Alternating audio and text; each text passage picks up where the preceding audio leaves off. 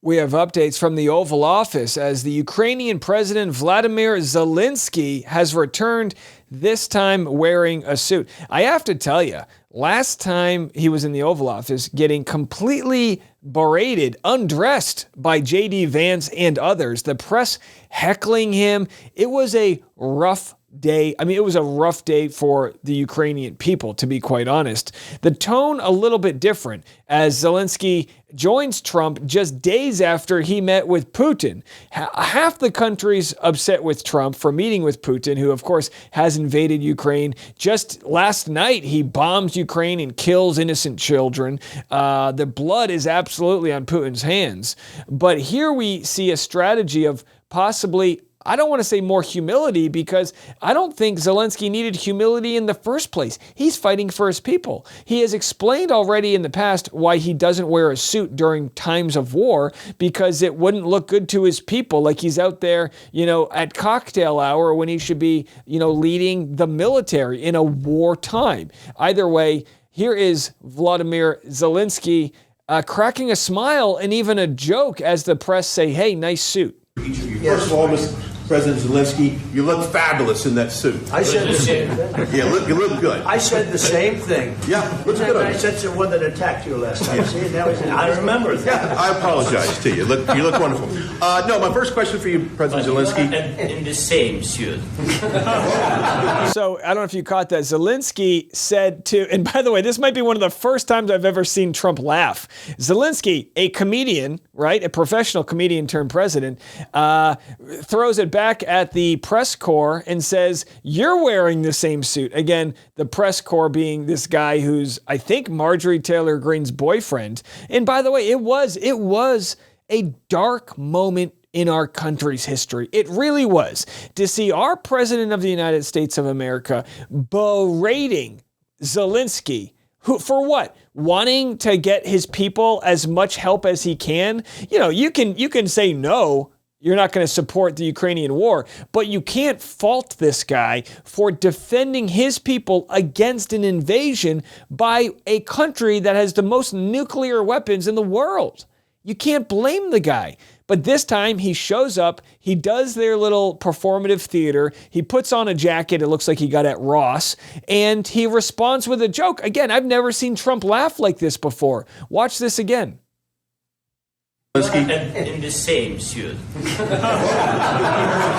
see, I changed, you are not. Trump loved it. I mean, look, Trump's there. They're having a blast. I got to tell you, from one comedian to a way more famous comedian, I have to tell you, that joke he just made might save his country.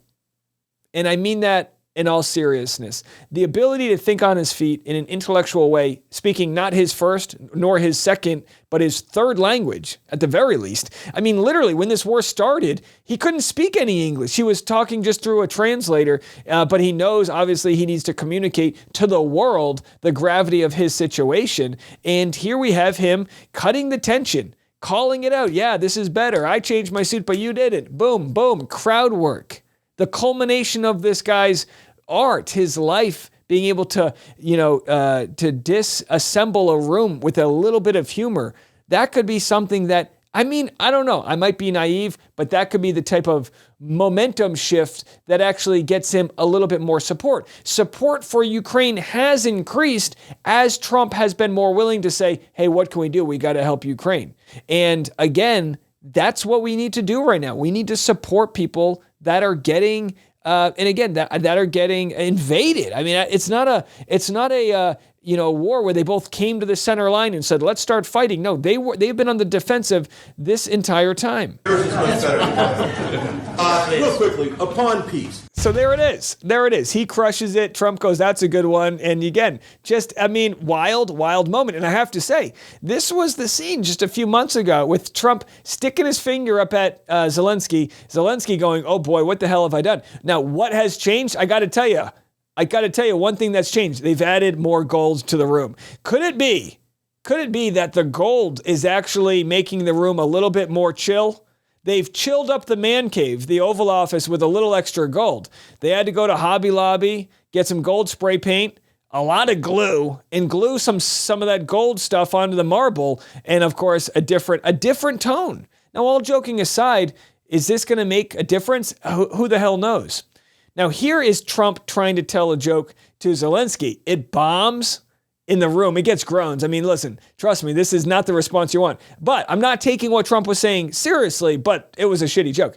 Trump jokes about canceling the 2028 election. So you say during the war you can't have elections. So let me just say 3.5 years from now. So you mean if we happen to be in a war with somebody, no more elections? Oh, that's good. I wonder Now, Zelensky laughs because you got to laugh when the person who's controlling whether or not he's going to give your country billions of dollars tells a joke. You hear dad tell a joke, you got to laugh. But we don't call this a bomb. This is a flat tire. A flat tire is when you try to get a joke off, but it's a little too wordy. So Trump's a little too wordy here. But Zelensky understands he's going for a joke, and he gives him a laugh. Elections. Oh, that's good. I wonder what the fake. You like this idea? No. All right, so there it is. They're having fun. Now, you might say, the Ukrainian country is under siege. People are dying. I agree with all of that.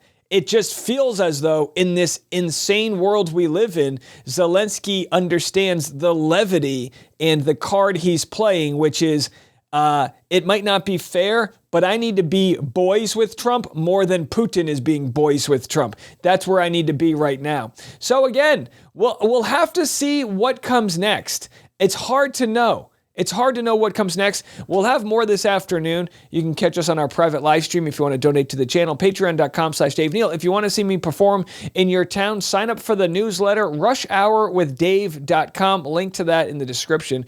We'll see you later. I'm Dave. This is The Rush.